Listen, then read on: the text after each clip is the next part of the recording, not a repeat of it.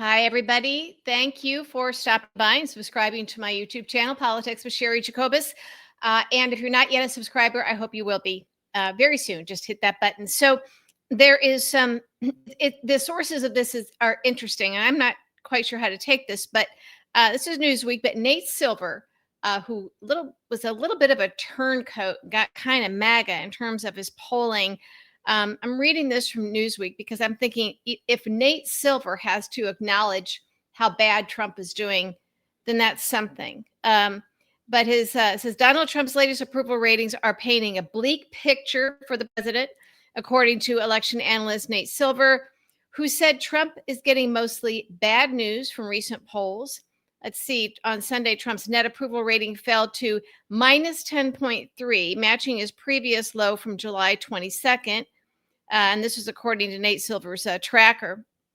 And it says, while it inched back up to minus 9.3 on Monday, the modest rebound was driven largely by a single insider advantage poll. So that would be an outlier, I guess.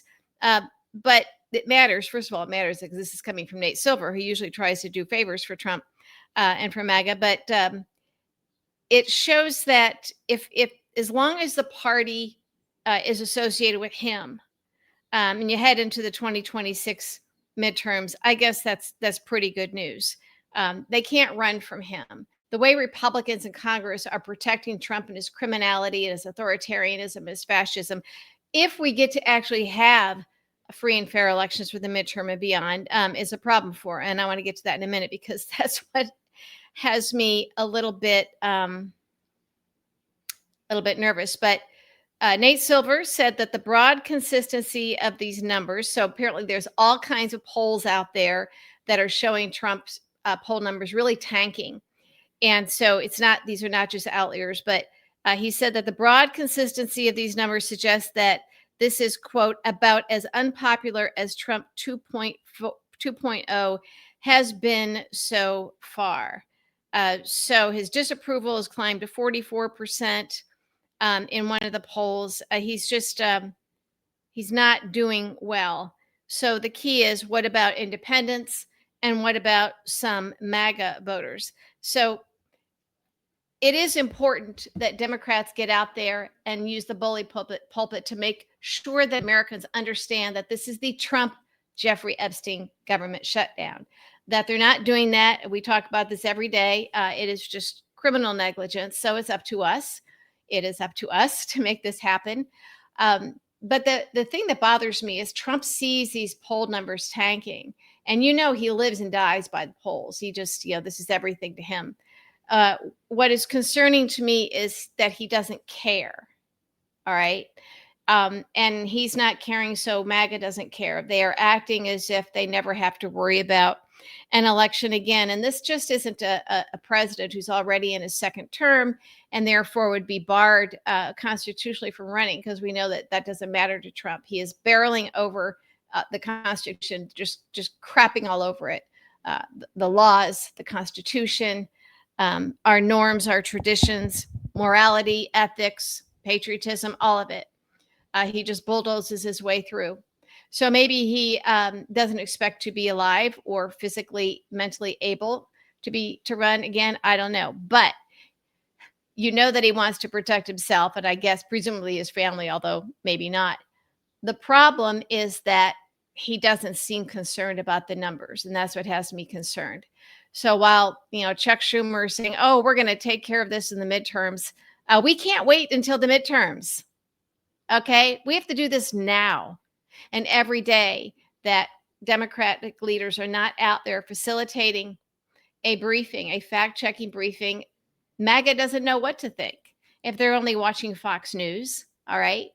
And they watch other things. Other things do seep in, into their social media. But if they don't see it on a regular basis, remember, repetition, it doesn't happen. So they don't know any of these things. They don't even know that most of what Trump is doing is unconstitutional. They see what Trump is saying. They see what Stephen Miller is saying. And there's no pushback on par with the messaging and the information coming from the White House and from the administration. Democrats simply refuse to do it. And it's not enough to say, well, they're in the minority. What can they do? They can do a lot. And I'm a broken record on this, and we can't let it go. We cannot let this go. We see Pam Bondi at an oversight hearing in the Senate being a smart aleck to these senators. They are doing their job. They have oversight responsibility. It is their function, oversight function of the United States Congress over the federal agencies. And Pam Bondi, who belongs in prison, is telling off these senators saying, how dare you question my integrity? Lady, you basically took a campaign bribe from Trump so that he put $25,000 into your campaign account, and all of a sudden you decided that you were not going to even investigate him, let alone prosecute him on the Trump University crimes. You let him off the hook. You are for sale. You lie. You cheat. Okay? And you're the Attorney General. We already know what you are, Pam Bondi. So for you to sit there in a Senate hearing room and tell off these senators like you're a mean girl on the playground, first of all, grow up. I hate it when women act like this. You're fitting into this stereotype. But more importantly, you're corrupt.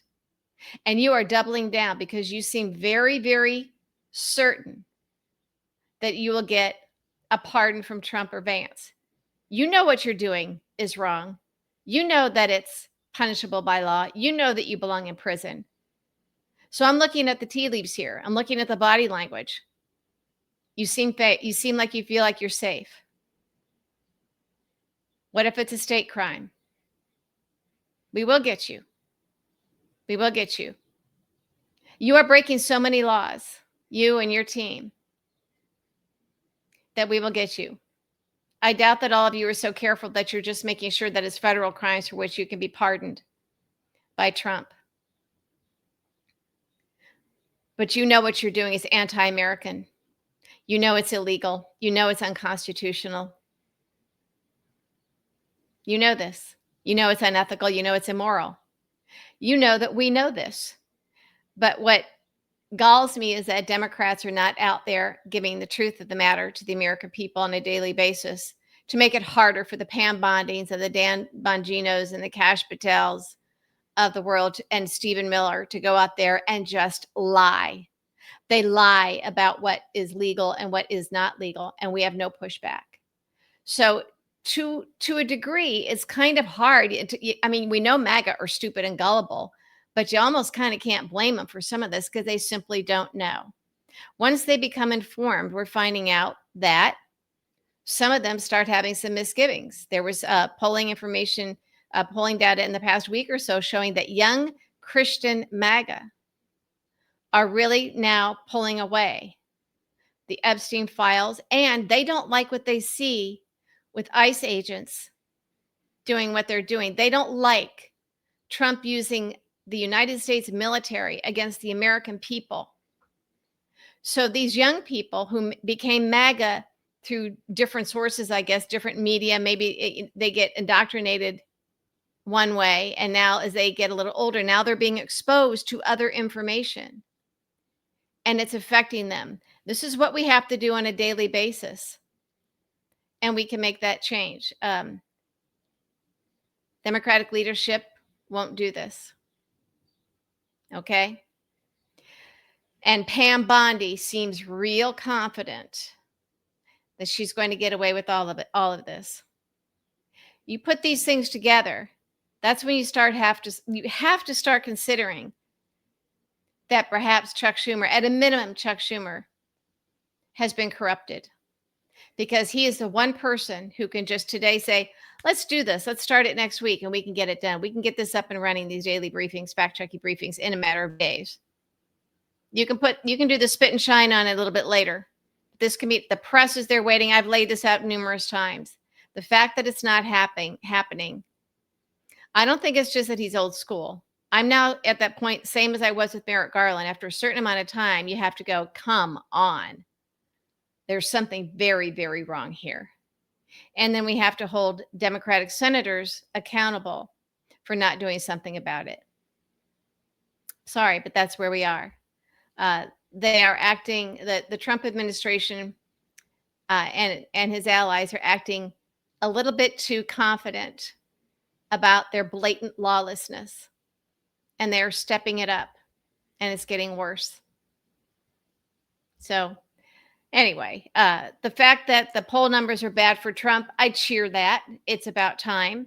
Um, the fact that Democrats have the ability to make it even worse for Trump and to actually educate the American public and refuse to do so is galling. As I said, I think yesterday in the same space, that you can say, well, they go on the shows when invited. First of all, Speaker Johnson has been on a heck of a lot more shows than the Democratic leadership. I don't know if his people are out there actively booking him and offering him up, whatever. But why leave it up to the shows and the networks? Why leave it up to them to decide if they're going to invite you on? And then they decide what to talk about. They're producers and young bookers, and some of these are pretty young and inexperienced people. Remember, I was on TV several thousand times for many, many, many, many years before Trump had me kicked off for telling truths about him that he didn't want told. So I know this game. Democrats need to provide the daily content. Think of it as content that gets fed out to the American people. Okay? Content. Take control of this, control the agenda yourselves, and decide what you want the American people to see. This daily briefing would be live streamed.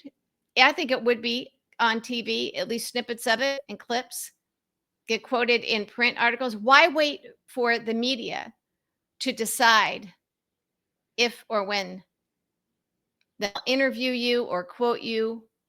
Just put it out there. Ultimately, they will use it. Maybe not all, but as I pointed out, there are several thousand credentialed press, members of the media, and the House and Senate press galleries from all over the country. You can actually leap over the heads of national media. Yes, Fox News is strong and powerful, and they lie. They are not media. But you don't throw your hands up in the air and give up, particularly when the tools are right there. Right there. I've done this before with a member of Congress who's the print. Print comes before broadcast almost always. At least maybe not in the national. Well, yeah, sometimes at the national level. Print comes before broadcast. But the print media in the particular district was hard on this particular freshman member of Congress. He was named one of the top 10 most vulnerable members by roll call for some basic freshman gaffes and some other things. So what I did was I started working broadcast, who usually just gets their stuff from print. It was hard work, but it did work. And we did the media tours and we did it. So there's lots of ways Democrats can do this, lots. And there are people who know how to do it. I'm one of them. They just don't want to do it. And you should ask yourself why.